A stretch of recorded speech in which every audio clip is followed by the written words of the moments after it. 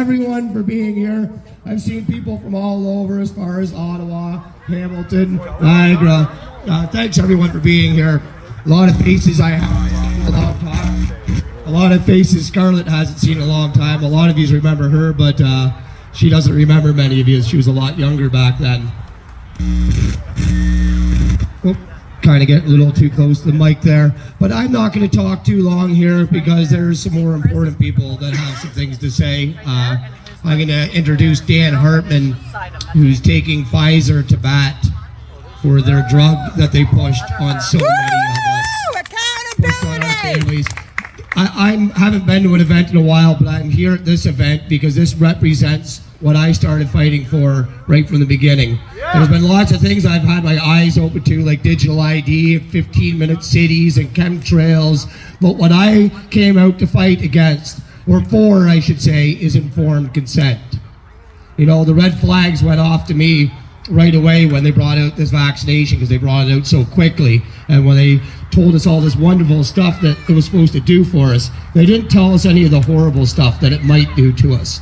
You know, you watch a commercial on a blood thinner or a heart medication, and they list off all the, you know, suicidal tendencies and anal bleeding. They don't want to tell you that stuff. They have to tell you that stuff by law, so you could, for yourself, evaluate the risk to the benefit of this medication. And when they didn't do that, the vaccination, my guard went up. And then they started rewarding people for taking this, giving them a day off work or a free burger if you get it. You get Matthew Perry saying, how can I be any more vaccinated? Well, where are you now, Matthew Perry? All that stuff made my flags go off. So I thought I'd sit back and watch what happened, and it just kept getting worse and worse. It took me a while to stand up. It took me until they started telling people that if they didn't get vaccinated, they couldn't get an organ donation. So they were basically telling people, you take this experimental drug or you die. And that's when I started standing up, because that's not the world I want to bring my daughter into. I'm very fortunate with Scarlett's mother that she has always been very wary of vaccinations. That's one thing I could say for her. So I'm happy for that. And I never want my daughter to be in a world where she's forced to take a vaccination, to be in a school play, to go on a class trip, to be in the Air Cadets, to go to a Tim Hortons camp. They were asking kids to be vaccinated. And Dan's son, Sean, to play hockey. Sean's son was taken from him, and I can't imagine the pain that he's gone through because of that, and will always go through that. You know, I lost my 13-year-old cousin in Shelburne, Natasha Patterson. She got in a horse accident during a parade there, and the whole town was there to witness it. My aunt and uncle will never be the same, but they got answers. They knew the answer. They knew why their daughter had died.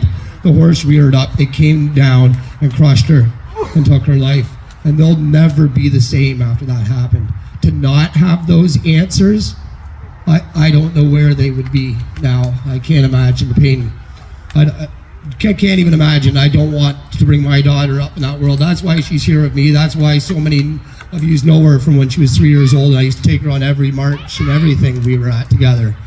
Life catches up. I can't do everything anymore. You know, I got to get to work. I got to look out for my family. I got to make sure my daughter's provided for, and I need to make sure I'm whole so that when we rise up again, that I could be there with you. All of us need to keep ourselves whole first. But this event here reminds me of why I got this into this for the first place, and that's for informed consent. It is so important. So many of our grandparents fought for us to have that informed consent here in Canada. I'm not going to go on forever. I've gone on long enough. Again, thanks everyone. I know a lot of you came a long ways to be here, and I don't think we could have asked for better weather than we're getting for this today.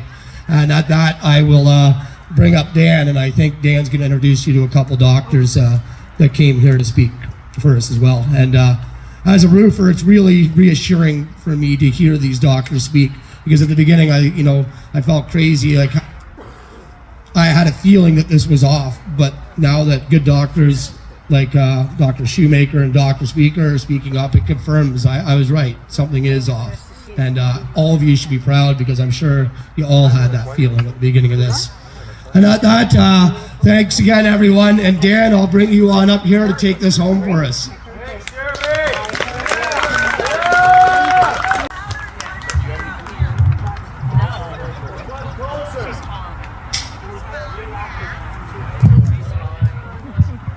Good afternoon, everybody. How are you doing?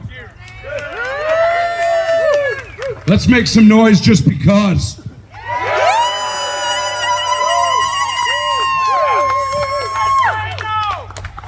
Yes, thank you so much, everybody, for coming. It means the world to Angie and I and my family. It's so heartwarming to have people on my side in this fight, and it means everything. I'll try to keep moving so the snipers don't lock in. My boy Sean played hockey his whole life, as probably I hope every one of you here know. And in order to keep playing, he had to take a shot. Yeah, I don't like calling it a vaccine. He had to take a shot to play the game he loved and cherished his whole life. He didn't really have a choice. It was, don't take the shot, don't play hockey. The government and mainstream media were pushing out every single day that it was safe and effective. Come down and get your shot and we'll give you a free burger or something. Sean took one shot of Pfizer in 2021, and 4 days later he was rushed to emergency. He had brown circles around his eyes and vomiting and a rash and an extremely sore shoulder opposite to his injection shoulder. The doctor there failed to do any blood work whatsoever. He didn't do a D-dimer test, didn't do a troponin test. He just sent my boy home with a pain reliever for his shoulder. I tried to go after that doctor for not doing his job, and I filed a complaint against him. And the CPSO, College of Physicians and Surgeons of Ontario, found him not guilty. My boy died 33 days after his first Pfizer shot. He was found dead on the floor beside his bed. And I knew something was wrong. I knew my son was healthy. He was a hockey player. He didn't drink alcohol. He didn't smoke cigarettes. I knew there was nothing wrong with my son. So I questioned it and thought, something's wrong here. So I decided to fight for him. In 2021, I opened a Twitter page called ANSWERS4SEAN, and it grew very quickly. And now I'm so grateful for all the followers on X and Twitter, because you guys keep me going. You help me keep fighting on many, many days when I don't feel like fighting anymore. I was running out of time to do anything about this. It was down to the last 2 months before I could file a claim. Then a lawyer from British Columbia, Mr. Omar Sheikh, reached out to me and said, contact me, Dan. With his help, we have launched the first lawsuit in North America against Pfizer for wrongful death.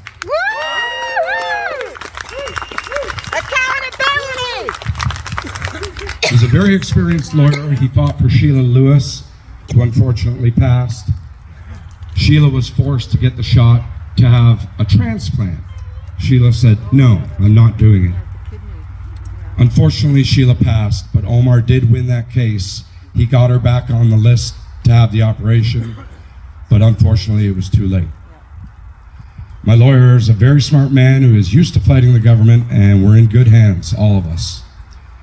Justice for Sean is justice for Canada. It's justice for the world. Unfortunately, in America, they can't sue. They have the PrEP Act. You're not allowed to sue vaccine makers. Isn't that convenient? Well, if your product is so good, why would you be worried about lawsuits?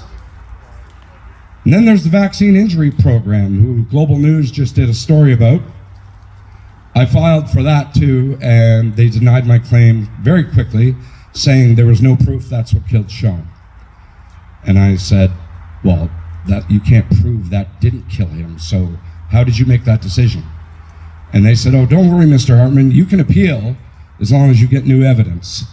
So nobody in Canada could help me. Nobody, not one pathologist was willing to look at Sean's tissue samples. I had to send them to America, and Dr. Ryan Cole stained Sean's tissue samples and found tremendous amounts of spike protein in his adrenal glands. Your adrenal glands control your blood pressure, so likely what happened was Sean's blood pressure crashed and he died. I'm fighting Pfizer, not just for Sean, but for everybody. And I'm fighting the Canadian government, not just for Sean, but for everybody. The Canadian government struck our lawsuit and said there was no duty of care owed to Sean. And I thought, what are you talking about? You're Health Canada. You're the people who told everyone it was safe and effective. You're the people who told him to take it. They said, no, sorry, we don't owe individuals a duty of care. My lawyer called me up and said, what do you want to do about this, Dan? And I said, well, it's the government, man. They're not going to let us win. He said, I want to appeal. I said, okay, appeal. And we've appealed.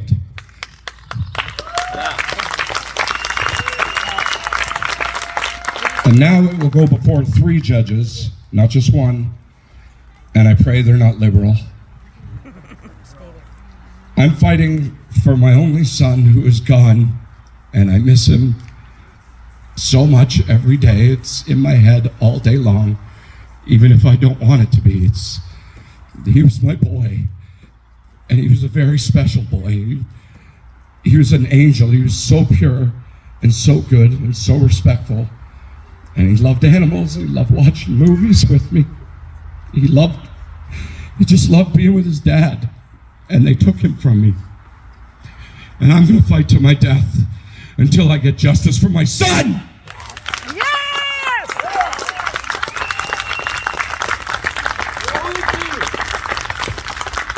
And now, ladies and gentlemen, I'd like to introduce a very dear friend of mine, a doctor who has been a doctor for more than 45 years, treating people like you and I in emergency, taking care of us, a person you trust, a doctor, right? Not all the doctors that are saying safe and effective. No, this doctor's different. This man stood up for people and made them well for over 45 years. This man took 2 shots himself. 2 shots. And once he started speaking out about it, they took away his license. Ladies and gentlemen, please give a big round of applause for a man who has been on many interviews with me, many public speeches. This isn't our first. Mr. Dr. Chris Shoemaker. Love you, man.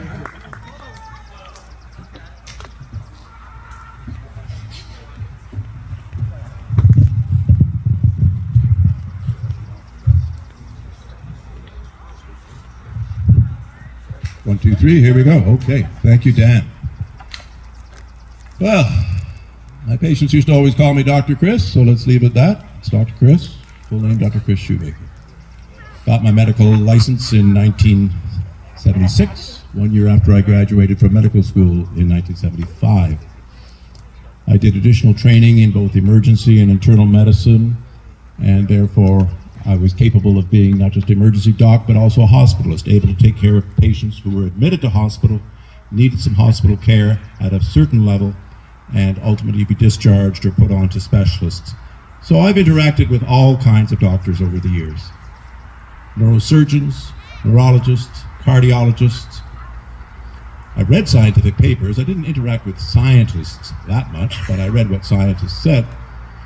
And in the journals of 45 years ago, there was truth in the medical journals. There was a process by which everything had to be vetted, and which everything, yes, could be challenged, but it had to be challenged in a very careful way. And certainly the original research would not be disparaged until and unless there was huge evidence against that research. Nowadays, the research is allowed to go on, occur, be published as long as it's saying what the drug companies want it to say, because they're paying the freight to the universities and the like for the research that they want to look a certain way. And therefore, for anyone to have a legitimate countervailing opinion was already being shut down even 30 years ago and made awkward 30 years ago. And the proper competition between ideas was not happening. And so now that we get to this point in time, a very different situation exists. And they were able to promote an agent that did not have serious proof of safety was put into us. And that lack of serious proof of safety is what took Sean Hartman's life. Because it is now absolutely proven that the immune storm that the vaccine produces in the body is of a fashion that every organ in the body can be hurt. from COVID itself, when it was just the COVID germ circulating in your body in the certain thousands or whatever, it was going to produce some respiratory difficulty, some potential circulatory collapse, potentially. But that was about it. It wasn't going to the brain and causing strokes. It wasn't going to the adrenals and causing adrenal collapse. The germ wasn't going to mother's ovaries or potential mother's ovaries.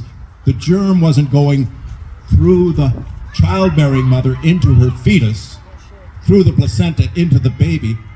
The germ was modest. It was crummy, but it was no crummier really than the death rate from the flu. Does everyone here know and remember that flu deaths, which can cause up to 40 million deaths a year in the world, flu's a bad deal, but the death rate did not go up when COVID happened. Flu went away and COVID somewhat replaced it on the charting, and the overall death rate was flat. There was no elevation in death rates through an entire 12 to 14 month period. 12 to 14 months. From January of 2020 through January, February of 2021, quiet, flat, normal death rates. Pilots were not dying suddenly. Children were not dying suddenly. And then suddenly, the vaccines were approved over the course of 2020 so that they could be used starting in 2021. So in 2021, when Sean Hartman was still alive, they authorized a medication that was not legitimately looked at. Pfizer in particular did a complete falsehood. They placed the data which showed ostensibly being safe, but they didn't tell what was in it. They lied about what was in it. And the lie was that there was just mRNA that would degrade away within a couple of months, and certainly no DNA. Well, it was complete fabrication and a fraud. There were DNA elements of the germ, DNA elements of the human-made genome that produced that germ, and there was also SV40, which was the constituent to make either RNA or DNA migrate deeper into the cell as it otherwise would. And when it's made that way, so it can migrate into the cell in a fashion that makes it go more places and go deeper into the cell, that was what made the likelihood of passing away so much greater for all of us. Not everyone died within a month of the shot. But the overall all-cause mortality in Western countries which have vaccinated themselves heavily is 25 to 45% higher than it should be. There's 70 million people that should die in a given year. 1% of the world's population dies every year. That's 7 billion, 1% is 70 million. Now the number is 105 to 140 million per year.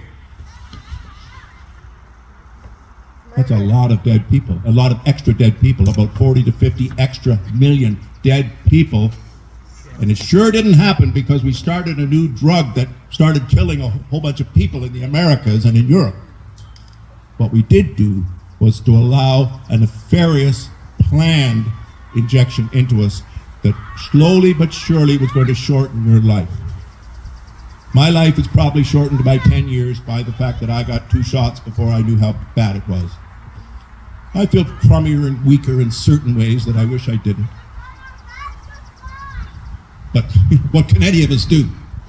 We do what we can.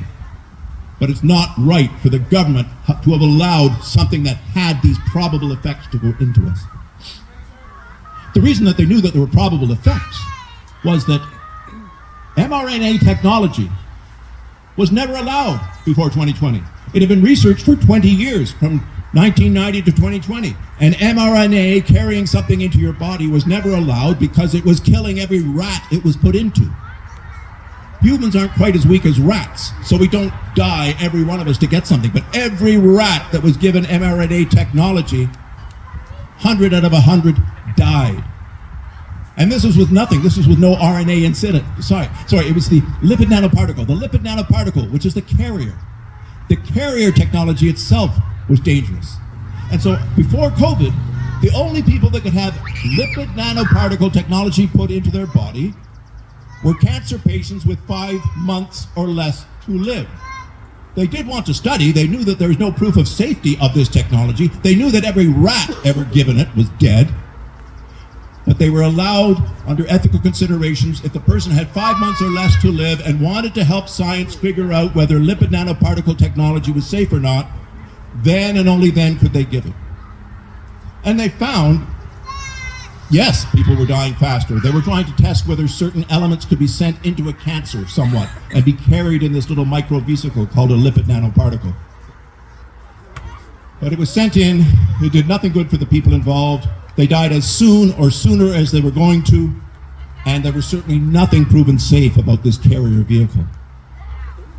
Suddenly, within 12 months, there was this orchestrated circumstance in which Fauci and others allowed this to be studied and taken over to Wuhan. And eventually Fauci got an email back from Peter Daszak in Wuhan in December of 2015.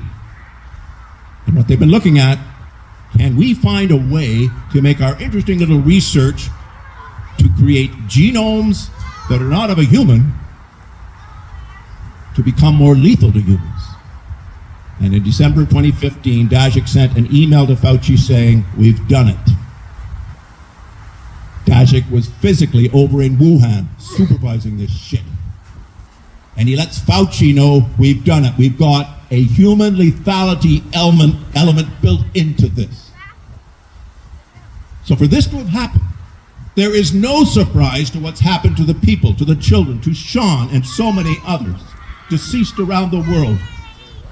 Politicians' children dying, athletes dying, pilots dying of strange clots and brain strokes, and their aorta has been chewed out by an immune reaction that's attacking them.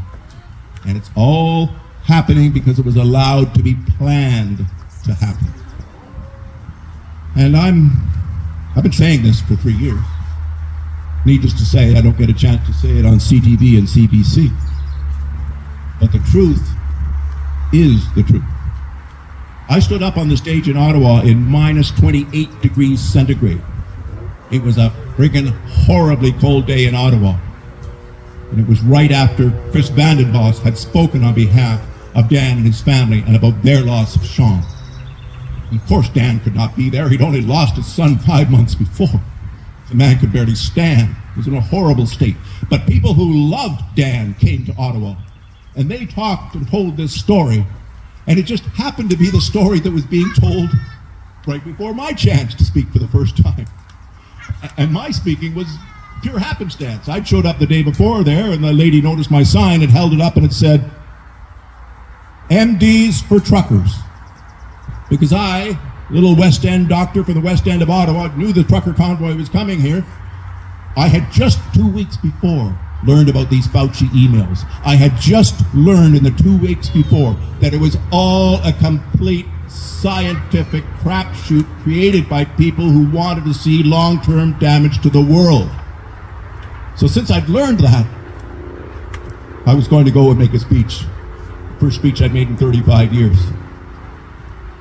And I'm making a few speeches since. I was helped in one of the speeches by Dan, because later in 2022, again, the convoy, as well know, was January, February of 2022. By September of 22, we'd learned more.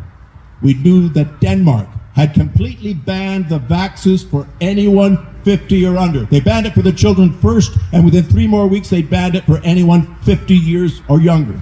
Because they began to read the research, they began to read their own materials that was available in Denmark, and they said, all we're doing is harm, and we're doing absolutely no good. So here we are 3 years later. Denmark made this move that no one 50 or less can get the jab. And here in Canada, they're saying, oh, give it to 6 months old, give it to 1 year old. Let's wreck their immune system. It's agonizing, really. It's agonizing. I had some other prepared things I wanted to say, but I'll see where my mind takes me a little further. Well, one would be story about don't give up on using healthful medicines to help yourself. Whether it's ivermectin, whether it's hydroxychloroquine, whether it's other nutraceuticals that benefit the overall immune system, from vitamin D to others. Find them and use them. There was a study that occurred, not really a study, an occurrence that occurred because one particular lawyer was willing to defend people who were already in hospital, already sick, already in ICU. Basically, they're 4 or 5 days from death and the family is desperate. The family wants their loved one to get some ivermectin while in hospital. He went and served 200 different families across the US over the space of 18 months. Did you see lawyers in Canada going out and helping people, get people off ivermectin or taking on hospital boards? For the most part, no. But this one fellow did. And Mr. Lagino, if I've got the name quite right, Chuck Linnell, and he's out of Buffalo, New York. He won in court 100 times, and he lost in court 100 times. So 100 families got the right to give their parent or their loved one or their wife the ivermectin while in hospital, even though the hospital was opposing. 98 out of those 100 people went home alive to and with their families. The 100 families spread over the same 18 months where he talked in front of different judges, different parts of the states. And Mr. Larigo's work was representing them, and he wanted to win for them as much as for the other 100. But you can't pick your judges, and you can't pick your situations, and you can't be surprised to lose sometime in court. So what happened in the 100 cases where he lost, and the family was not able to introduce ivermectin down a nasogastric tube into the stomach, or not have it be given in some fashion to their loved one? 100% died. They left in body bags. They were as dead as the system wanted them to be, because the system said, don't give steroids, don't give secondary antibiotics to help them, which you would always do with a pneumonia, and do give, when death is near, do give remdesivir. So those 100 patients died under, quotes, standard of care therapy in Canadian and US hospitals. It was an abomination. It's still an abomination that remdesivir is being offered to any patient who has a COVID-19 illness. So, if we're sad about Dan and Sean and Dan's entire family, we're sad for all of us, because all of us have lost elderly loved ones and young loved ones. We've lost them because they didn't want to look at the real science. They didn't want to admit that there were medicines that would make a difference. Budesonide plus ivermectin plus a little zinc, you'd be better in 5 days. Better in 5 days. Or allowed to recover when you've been in hospital for 10 days and you've been undertreated. Again, if those same things started, you at least had a chance. And 98 out of 100 made it when their families went to court and succeeded in time to get those medicines into them. So we're standing here saying to the world, we're in the right. People shouted out when I talked about these things and how I'd given ivermectin to families for 45 years when they were going to Vietnam or the Congo and they needed protection against malaria. These people didn't get sick from these drugs. These people remained healthy from these drugs. These drugs were given to 6-year-olds and 7-year-olds along with their parents. And yes, it was to treat and prevent malaria from happening. COVID-19 didn't exist, so it wasn't on the box for the reasons to use it. Well, drugs can be used for various reasons, proper reasons. And all I can say, if I was on a spaceship to Saturn, the 3 medicines that I would want to be on board the ship would be ivermectin, a high potency penicillin of some kind, and adrenaline to start our heart if one of us is sick. But ivermectin would be one of the top 3 drugs I would take on a spaceship to anywhere, and I would have no recourse, I would have no happiness to not have it, because it is so innocuous, it is so simple, you have to follow it according to the dosage and the recommendations, etc. I'm not saying to do it strangely, but I'm saying to do it with good medical advice. And remember those 98 out of 100 patients who survived because of ivermectin in hospital. And remember the 100 out of 100 who died in its absence. And the same people that were lying to Dan have lied to all of us. Thank you.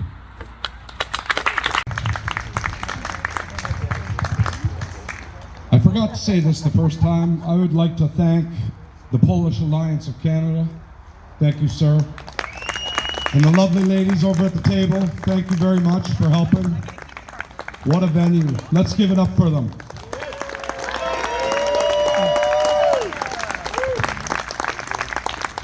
And now I'd like to introduce a very important man who's going to help us get justice. This man is a genius.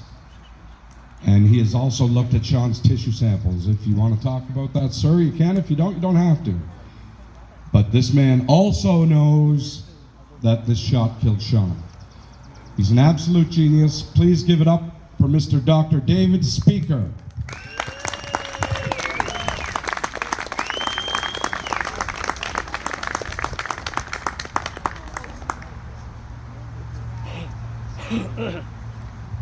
Derek, you may want to move your water thing.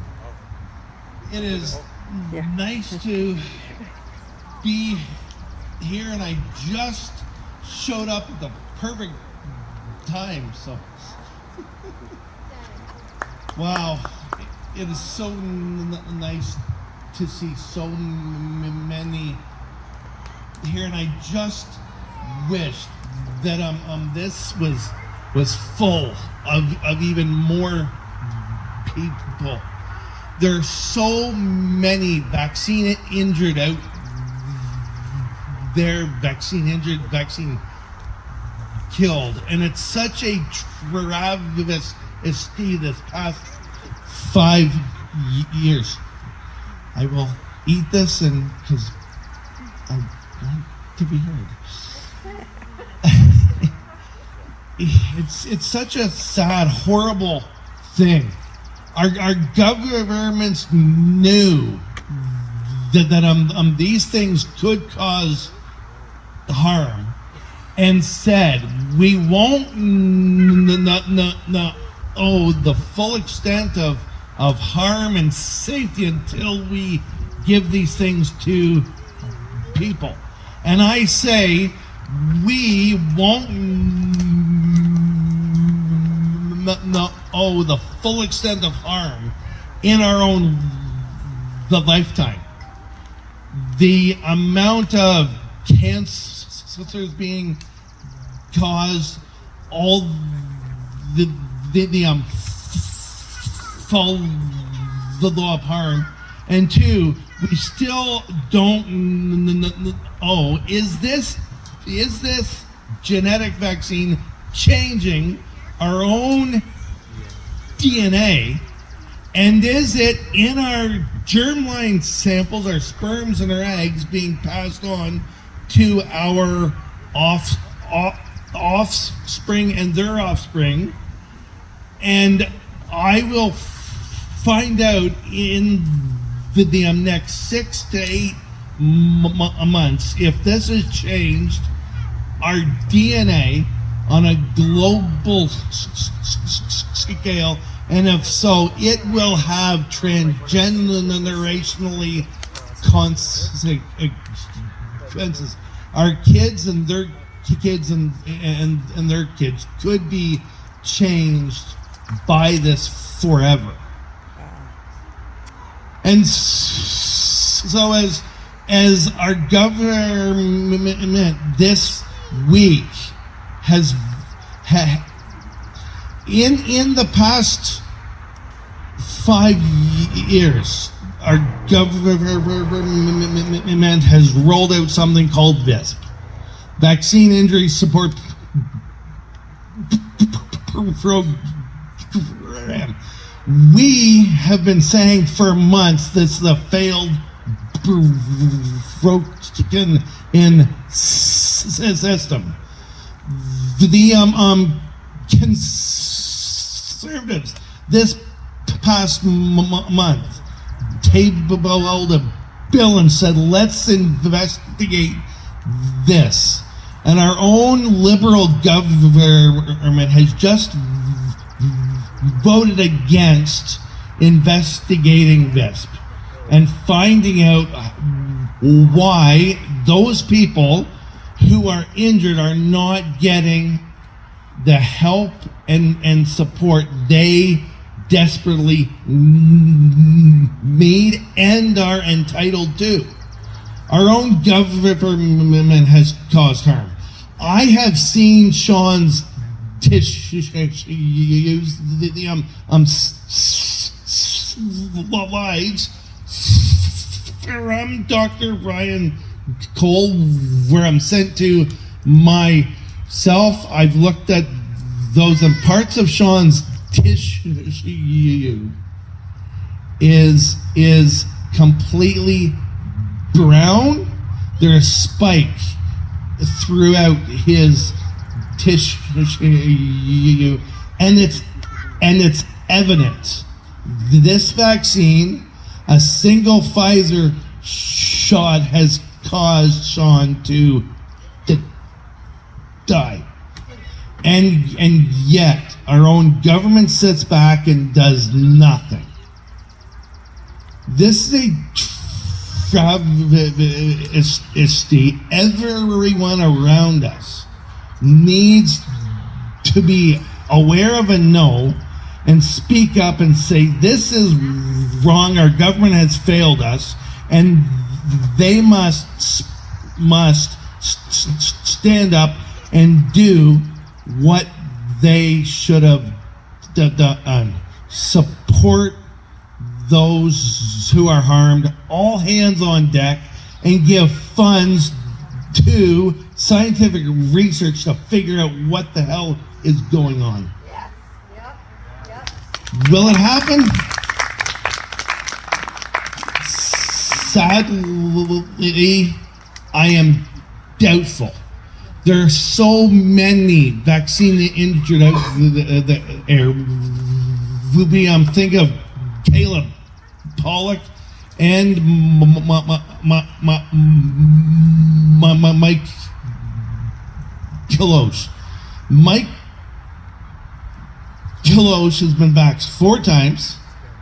He will probably never walk again in his lifetime, and is left in a long-term care home at St. Joseph's Hospital to die. Our own healthcare system, instead of treating the sick, are putting them out to die. It's a complete cover up of what they have done and caused to our people. And so I am here to say Sean needs answers and deserves our government to admit fault and pay up and support his family, but as well ensure things like this never ever occur again. That not one more child, one more person is harmed by these genetic mRNA vaccines, and they must be pulled off the market immediately.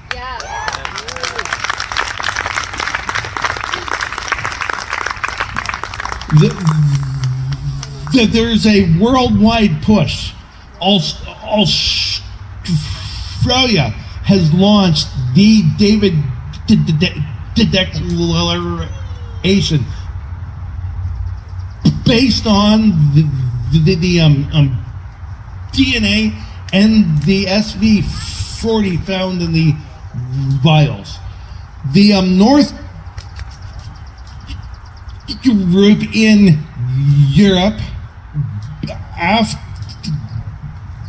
Australia, now as of this week has 24 nations calling for a ban on mRNA technology. 6 months ago, Kevin McKernan, Jessica Rose, and I put a citizens petition to the FDDA calling for a stop to these shots and a ban on mRNA tech. We, this past week, received a 2-page letter which says it has received overwhelming support, but there are other current priorities which are more important, and so they will get to this when they have time. I have been told, as I've campaigned, as I've run in the past election, COVID is over. A lot of people have had their shots. They feel fine. Just drop things and move on. People like Dan Hartman, Michael Osh, this will never be over. Lives have been changed forever. And we can't just move on without a government inquiry, independent like NCI, and have on the record exactly what happened, who's been paid what for who, and work it out and ensure things like this never ever occur again. So we need answers for all of the vaccine injured and killed, and our government must stand up and do what is right. And therefore, I'm so thankful to Sean, Dan, for keeping on with this fight. Support him and his cause, and let's make sure things like this never happen again. Thanks, Dan. So I see that state of Kansas and half a dozen other states are suing Pfizer directly for the fraud that's attached with it, not just the vaccine, but they're getting them for fraud for billions of dollars. Do you see that like rippling out throughout the states? And There are multiple things like this going on. South Africa is suing them. Australia is, and so is Holland. Is that all? Yeah. Is that all based on the fraud? Like they perpetrated the safe and effective, right? That's what they're getting them on, not the shots, because they can't go after them for that. But the fraud behind it, the message behind it's all safe, effective, approved. That's how they're getting them, right? Okay, good. Thank you. The jerseys to be able, we bought from them at the day, but they trusted us with others and that. And so what we did was we went out to our respective groups to be able to raise awareness and to raise some funds. So the Shelburne group, one of the jerseys that we raised funds for, we had everyone that appeared at the Shelburne rallies in May sign that to be to come there, and those funds that were raised, approximately $275, went into the investing for today's event. So thank you so much, and that is something for you guys to be able to look at and remember that there's a lot of people that are standing behind you, even though it may not feel like it. Okay. I'd also like to ask Glenn from Welland to please step forward and come up.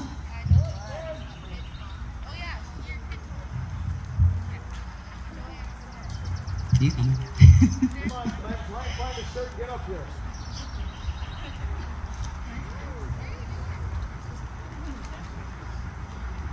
we had the opportunity to attend the Niagara 10-4's 4th annual Barbecue Freedom Rally, which was hosted at Glenn's Place down in Font Hill. And we did the same thing. And again, at this event, we've raised $550 that again went into the investment to be able to have today's event. And so we had everyone there, and each of the jerseys, I should mention as well, at the back has the home of where it comes from. So Shelburne's has, and the Niagara 10-4 group in that as well.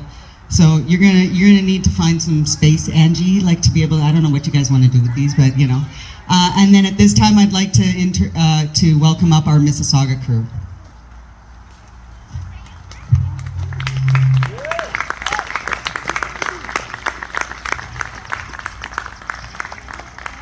Many of you may or may not know, Shelburne still rallies every second Saturday, so this is a non-Shelburne Saturday, obviously, which is why we picked the date, and we were grateful that Dan and Angie were able to make it, and everybody else. But Mississauga still runs every Sunday from 12 until 5-ish, you know. Adam decides. When the music stops, then the party's done, okay? That's when everybody goes home. But we're still at the same corner at Burnhamthorpe in Huron, Ontario, and this is Chris and my core group, because that's where we live. So we did the same thing there, and again, another almost $300 plus just from jersey auctions and the signing of and contributions, again, that went into being able to make today possible. So Dan, we hope that this, again, from the three, and all of them have where they're from and that as well. And in case you didn't notice at the greeting table, in case you didn't make it there, there's one for today as well. So there will be one, and again, it marks from today. So if you have not signed the jersey at the welcome table here yet, please do, okay? Because it'll be important in that to be able to do that. So, okay, thank you.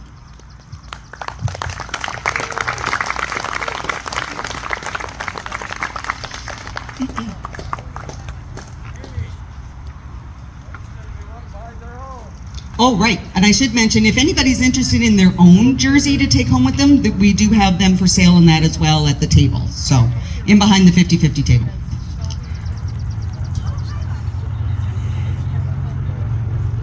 Do you do e-transfer for the jerseys? I'm not sure, that would be. Thank you. And Chris, for making this happen. This is so beautiful. Thank you, everyone. Give yourselves a hand. God bless all of you. Let's fight for Sean till we kick their ass.